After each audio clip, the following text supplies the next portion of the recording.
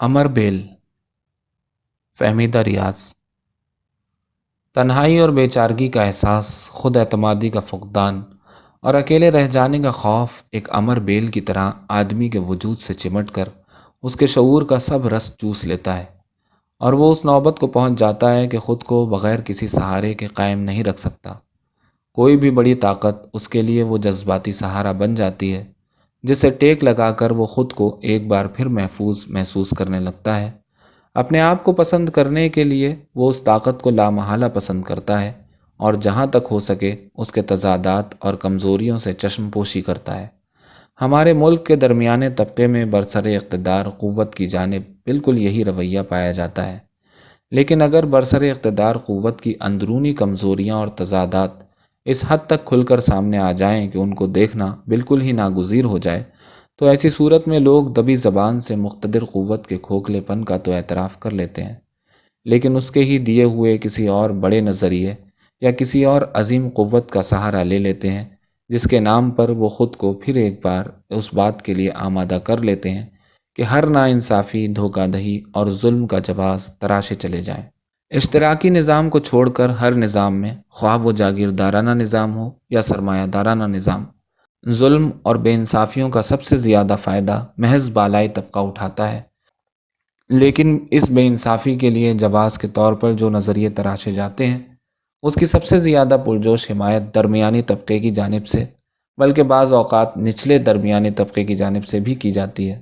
اس کی وجہ یہ ہے کہ کسی بھی فسطائی نظریے سے درمیانے اور نچلے درمیانے طبقے کی ان جذباتی ضرورتوں کی وقتی طور پر تسکین سی ہو جاتی ہے جو ان کی سماجی حیثیت انہیں دینے سے قاصر رہتی ہے۔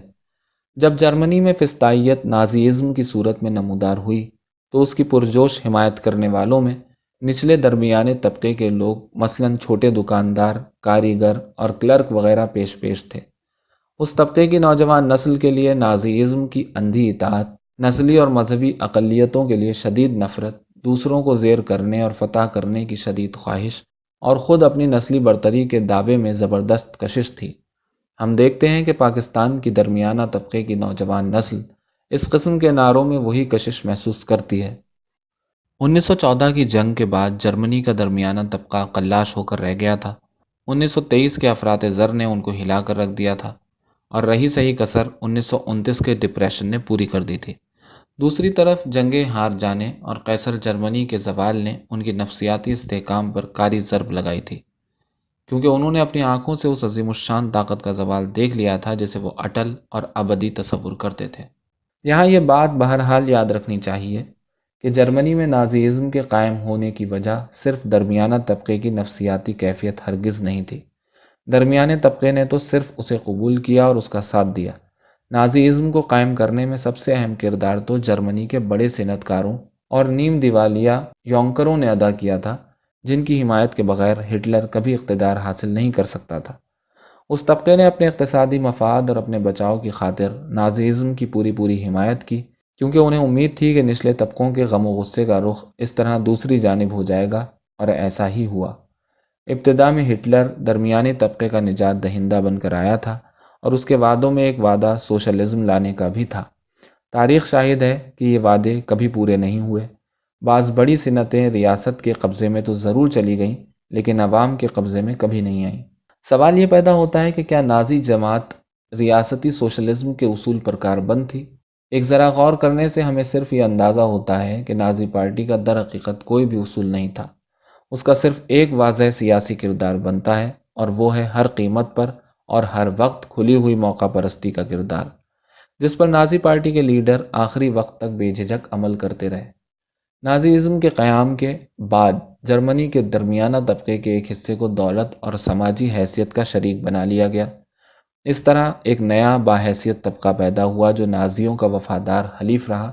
کچھ لوگوں کو وہ ملازمتیں دے دی گئیں جو سیاسی مخالفین اور یہودیوں سے چھینی گئی تھیں، لیکن تمام درمیانے اور نچلے درمیانے طبقے کی ضروریات تو اس طرح پوری نہیں کی جا سکتی تھیں۔ ضروری تھا کہ ان کی وابستگی کا سامان فراہم کیا جائے۔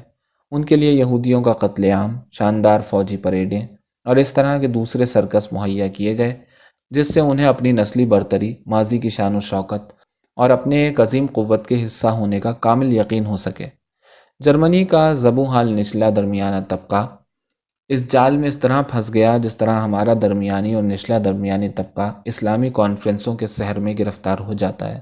وہ یہ حقیقت ہے کہ مہنگائی، بے روزگاری اور مایوسی کی چکی میں پستے ہوئے آدمی کو شہنشاہوں کے اجتماع سے کوئی نسبت نہیں۔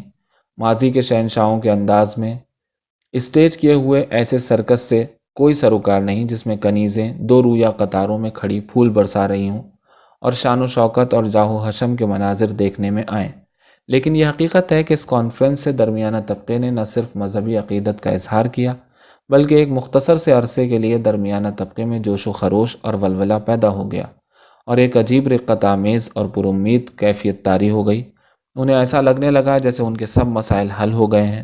وہ ایک ایسی عظیم طاقت کا حصہ ہیں جس میں اس دور میں بھی اتنے زیادہ شہنشاہ موجود ہیں، لہٰذا ان کے لیے اپنی زبوں حالی اور محرومی کچھ عرصے کے لیے قابل برداشت بن گئی۔ یہ ہے وہ نفسیاتی بنیاد جس کے اوپر فسطائیت کی عمارت تعمیر کی جا سکتی ہے۔ درمیانہ طبقے کی مادی محرومی اور اس کی طاقت پرستی فسطائی قوتوں کا اصل استحکام فراہم کرتی ہے، جس کی جڑیں بیک وقت خود اذیتی اور سادیت میں تبدیل ہوتی ہیں۔ جہاں وہ خود کو ایک بڑی طاقت میں ضم کرنے کے لیے بے چین رہتی ہے، وہاں دوسروں کو مغلوب کرنے اور ان کو ایذا پہنچانے میں بھی یک گونا لذت محسوس کرتی ہے۔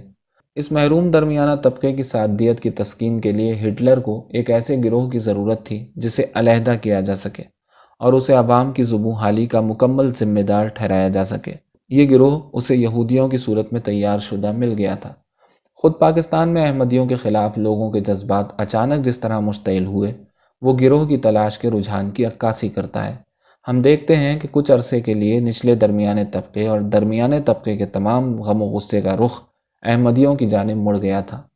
اس دوران میں مذہبی مخالفت کے ساتھ ساتھ احمدیوں پر ایسے عجیب و غریب اور بعید از قیاس الزامات بھی تراشے گئے جن کا حقیقت سے دور کا بھی واسطہ نہیں ہو سکتا، مثلاً تمام احمدیوں کا کسی بیرونی طاقت کا ایجنٹ ہونا وغیرہ وغیرہ۔ لوگوں نے ایک اقلیت کے خلاف سڑکوں پر جلوس نکالے اور مظاہرے کیے، کیونکہ اقلیت بہرحال تعداد میں کم ہوتی ہے اور اس لیے خوف زدہ کر دینے والی طاقت نہیں ہوتی، اس لیے اسے برا بھلا کہنے، اس کے گھر جلانے اور اسباب لوٹنے سے جوابی کارروائی کا خطرہ نہیں ہوتا، جبکہ خود اپنی معاشی اور سماجی کمتری کا غصہ نکالا جا سکتا ہے۔ ایسے لوگ برسر اقتدار قوت کے خلاف کبھی آواز نہیں اٹھاتے، لیکن ایسے گروہوں اور جماعتوں کو برا بھلا کہنے سے نہیں چوکتے جو اقتدار میں نہ ہوں بلکہ ان کے ساتھ تشدد آمیز برتاؤ کر کے سکون محسوس کرتے ہیں۔ ایسے طبقے کا فرد اپنی سادیت کو چھپانے کے لیے وہی جواز پیش کرتا ہے جو نازیزم نے جرمنی کے نچلے درمیانے طبقے کو فراہم کیے تھے، یعنی وہ دوسروں کو خود ہی ان کی بہتری کے لیے زیر کرنا چاہتا ہے۔ اس کی تہذیب ایک بہتر تہذیب ہے، وہ خود ایک عظیم تر قوت کے احکامات کی تعمیل کر رہا ہے۔ ہٹلر نے اس عظیم قوت کو تقدیر کا نام دیا تھا، ہمارے یہاں اس کام کے لیے خدا تعالیٰ کا نام لیا جاتا ہے۔ یہ جذبات اس حد تک طاقتور ہو سکتے ہیں کہ ان کے تحت آدمی خلوص دل سے یقین کر لیتا ہے کہ وہ ایک پراسرار بندہ ہے، ایک پیدائشی غازی ہے جسے ذوق خدائی اللہ تعالیٰ کی طرف سے بخشا گیا ہے۔